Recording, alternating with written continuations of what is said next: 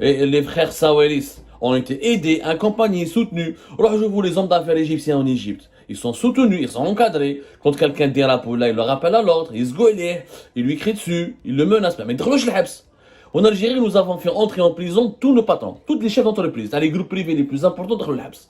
Et jusqu'à aujourd'hui encore, avec cette fameuse politique, la commission de contrôle, le comité interministériel de redressement fiscal, la commission de contrôle des opérations d'importation et les opérations de douanières et de commerce international, plus de 1200 entreprises, des plus importantes entreprises privées, sont interdites de quitter le territoire national, menacées de poursuites judiciaires, menacées de prison, intimidées, harcelées, et on leur a infligé des amendes financières qui vont totalement perturber le fonctionnement de leur entreprise, pour ne pas dire pousser leur entreprise à déclarer faillite. L'Algérie, c'est le seul pays peut-être au monde en ce moment qui casse ses entreprises, qui s'attaque à ces entrepreneurs privés, qui veut les mettre en prison, qui veut les empêcher de travailler, qui veut les empêcher d'accéder au commerce international, au marché mondial, qui ne leur en donne pas des financements et qui leur complique, qui leur pourrit l'existence au point où il veut détruire tout le secteur privé. C'est le seul pays au monde, Marrakech. Puis Cuba, Cuba, pays socialiste et communiste, ils sont en train d'ouvrir et d'encourager l'investissement privé, d'attirer les investissements directs étrangers, notamment dans le domaine du tourisme. Ni tu importes, ni tu peux quitter le pays, tu es sous STN, si tu demandes un crédit sous enquête, si tu as un peu d'argent, si tu as fait de l'importation, tu es sous enquête depuis 2009, et tu dois payer des amendes. Si tu ne payes pas les amendes, tu rentres en prison, tu es harcelé, convoqué, les services de sécurité, si tu caches, si tu as des chambres froides, tu fais un peu de stockage de certains produits, les gendarmes te surveillent, enquêtent sur toi. Mais cash, comment voulez-vous qu'un investisseur étranger vienne en Algérie dans ces conditions? Qui veut chier? Alors, la première fortune du pays, il est sous enquête judiciaire. Alors, le premier groupe privé. Alors, Hassan, qu'est-ce que c'est? Les condors, ما تهدرش عليهم, donc les grands groupes privés, ils ont disparu, gars. Frère Kamel Moula. Les parfums. Je mets Vénus ou quelques صحاب Kamel Moula. Le secteur privé n'existe plus. Personne ne travaille, personne n'arrive à travailler, personne n'arrive à débloquer un projet, personne n'arrive à convaincre un Wali de le soutenir, ou de convaincre une banque étatique de le soutenir. Tout l'argent part pour les entreprises étatiques, Air Algérie, les Sonalgaz, les Sonacotra ou les Sonabotra, qui ne servent à rien, les 900 entreprises publiques, etc., qui sont en situation de quasi-faillite, les Algérie Télécom ou les entreprises étatiques qui ne servent à rien, les Hadjar, qui sont totalement faillites, mais qui sont soutenus par l'État, alors que le secteur privé,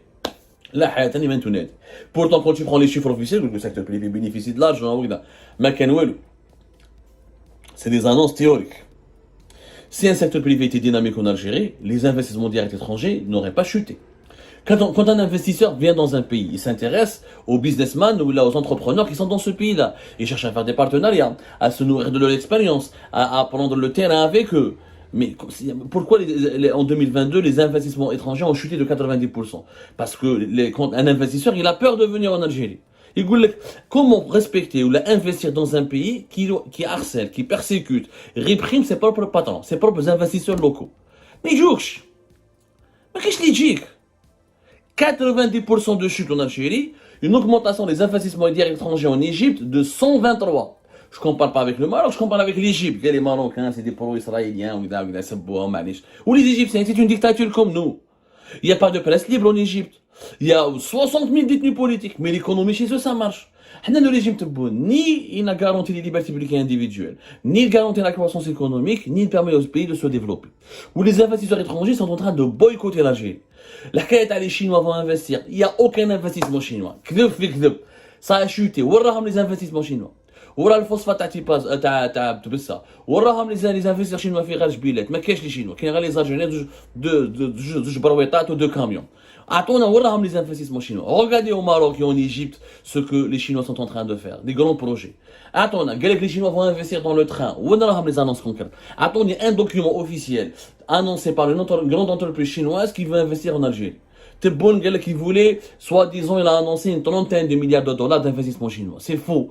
On a déjà fait une émission là-dessus. Ce ne seront pas des investissements chinois, ce seront des marchés publics algériens qui ont été promis aux Chinois. Juste pour intégrer les BRICS. Même les Chinois n'ont pas misé sur le régime Tebboune. Personne. Je dis bien, personne n'a misé sur le régime Tebboune. Et personne ne veut lui faire confiance. Et personne ne veut investir en Algérie. Mais qu'il n'y ait ni 3, ni 2 milliards, ni 33 milliards. Les rapports sont tous هاي درناها، هاي اللي تاع l'émission هذه. هاي l'émission اللي درناها تاع les 36 milliards. La vérité, c'était le 10 août 2023. La scandaleuse vérité sur les 36 milliards de dollars de business de Tebboune avec les Chinois. Il n'y a eu aucun. Quand une entreprise chinoise veut faire des grands investissements, elle fait des annonces, des conférences de presse, des cérémonies de signature, parce que c'est des entreprises qui sont cotées en bourse, elles informent leurs actionnaires, elles informent leurs partenaires. Mais qu'est-ce que pourquoi? Parce que les gens ne peuvent, les investisseurs internationaux, soit chinois, russes, américains, français, allemands ou japonais, ne pourront pas faire confiance à un État, à un régime qui est instable, qui est trop dictatorial, qui monopolise, qui impose des monopoles sur l'économie, qui empêche la liberté d'entreprendre, qui persécute ses propres entrepreneurs locaux et ses propres investisseurs locaux, et qui a une gestion dirigiste et fermée de l'économie. Un pays où tu peux pas récupérer ton argent quand tu veux, où tu peux subir un redressement fiscal sans aucune base légale. Du jour au lendemain, la police elle te convoque juste dans un ministère des Finances devant une commission en présence du ministre de la Justice, du ministre des Finances, tu dois payer des amendes ou l'être le habs.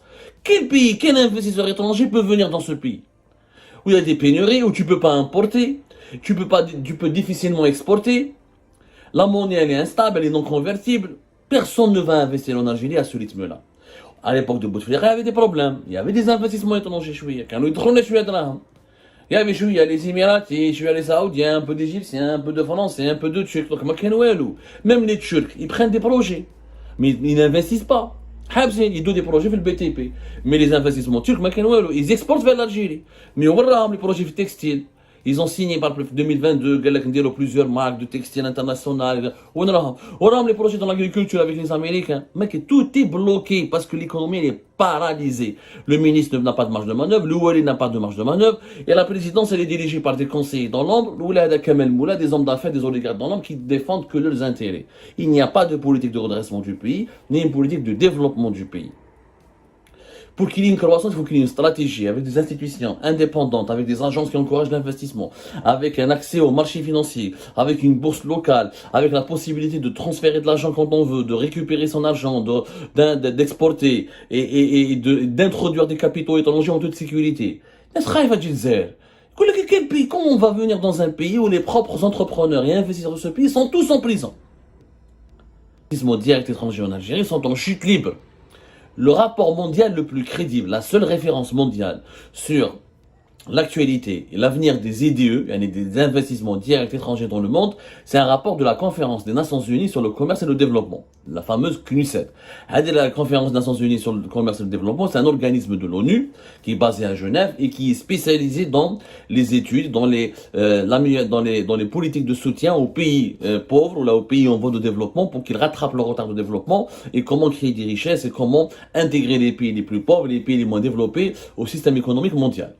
Et chaque année, la CNUSED fait un rapport sur les investissements directs étrangers. Comme je vous ai expliqué à maintes reprises, et pas plus loin que ce matin, l'investissement direct étranger est un indicateur incontournable pour développer un pays.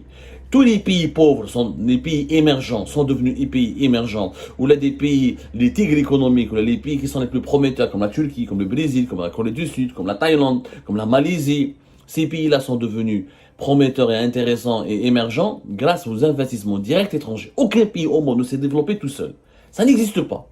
Ça n'existe qu'un des cas, des cas très isolés encore. Il y a toujours une aide étrangère ou là un investissement direct étranger. Pourquoi? Parce que l'investisseur étranger ramène de l'argent, il faut des capitaux importants pour développer une économie, pour développer une industrie, pour développer une production nationale de qualité. Et aussi, il faut un transfert de technologie, un transfert de savoir. Il faut former la main-d'œuvre locale, il faut transférer certaines technologies pour permettre à ce pays qui est sous-développé de rattraper son retard de développement. Les IDE en Algérie sont en chute libre de façon catastrophique. Alors que dans le monde entier, les IDE sont en train, notamment en 2022, se sont beaucoup développés. Alors, si on prend l'Algérie, les investissements directs étrangers en 2022 ont chuté de 89%. Grippe 90%. C'est énorme. Il faut remonter jusqu'à la décennie noire pour voir une chute aussi libre. 90%. Les investissements directs